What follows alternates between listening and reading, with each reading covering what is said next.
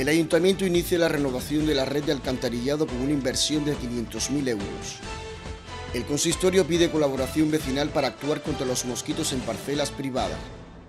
212 familias numerosas de Burriana se beneficiarán de bonificaciones en el IBI.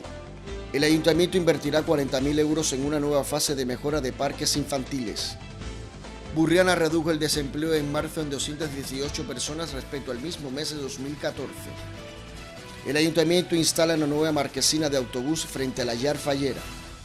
Burriana acogerá en julio 3 espectáculos del ciclo provincial La Mar de Cirque.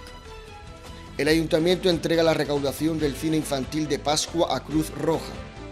Cultura programa un ciclo gratuito de documentales en El Payá sobre historia local. La carrera solidaria llega este domingo a su 11ª edición.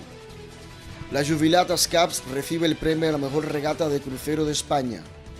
Las jornadas multideportivas de Pascua finalizan con un 55% de participantes más que las de Navidad.